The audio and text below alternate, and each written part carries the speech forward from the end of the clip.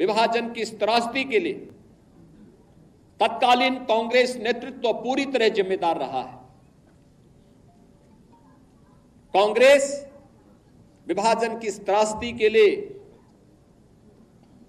और समय समय पर देश के साथ हुए इस धोखे के लिए कभी देश की जनता से माफी नहीं मांगेगी, क्योंकि उनका चरित्र कभी भी इस प्रकार का नहीं रहा। कांग्रेस का वास्तविक चरित्र अधिनायकवादी रहा है और देश के अंदर जब भी उसको अवसर मिला उसने लोकतंत्र के गले को घोंटने का प्रयास किया। 1975 इसका उदाहरण है। जब भी कहीं पर नागरिकों ने अपने अधिकारों की बात की उसने आपस में लड़ाने का काम किया।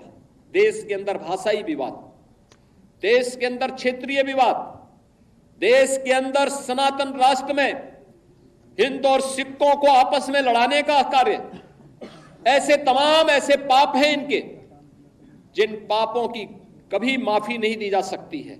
और इसलिए हमें इस प्रकार के लोगों से सावधान रहते हुए फिर कहीं भी कोई ऐसी स्थिति ना आने पाए जो देश के वर्तमान और भावी पीढ़ी के सामने इस प्रकार की दुर्भाग्यपूर्ण त्रासदी की स्थिति पैदा करे। इसके लिए हम सबके जीवन का इस संकल्प होना चाहिए, हम इसके लिए परिमार्जन करने की दिशा में आगे बढ़ सकें। विभाजन की इस त्रासदी के लिए तत्कालीन कांग्रेस नेतृत्व पूरी तरह जिम्मेदार रहा है। कांग्रेस विभाजन की इस त्रासदी के लिए और समय समय पर देश के साथ हुए इस धोखे के लिए कभी देश की जनता से माफी नहीं मांगेगी, क्योंकि उनका चरित्र कभी भी इस प्रकार का नहीं रहा। कांग्रेस का वास्तविक चरित्र अधिनायकवादी रहा है और देश के अंदर जब भी उसको अवसर मिला उसने लोकतंत्र के गले को घोंटने का प्रयास किया। 1975 इसका उदाहरण है।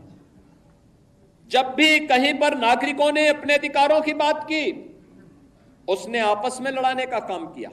देश के अंदर भाषाई विवाद, देश के अंदर क्षेत्रीय विवाद, देश के अंदर सनातन राष्ट्र में हिंदू और सिखों को आपस में लड़ाने का कार्य, ऐसे तमाम ऐसे पाप हैं इनके जिन पापों की कभी माफी नहीं दी जा सकती है।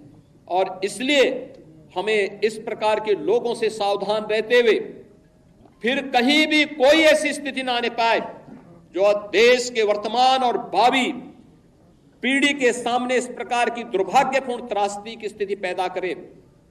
इसके लिए हम सबके जीवन का इस संकल्प होना चाहिए, हम इसके लिए परिमार्जन करने की दिशा में आगे बढ़ सकें।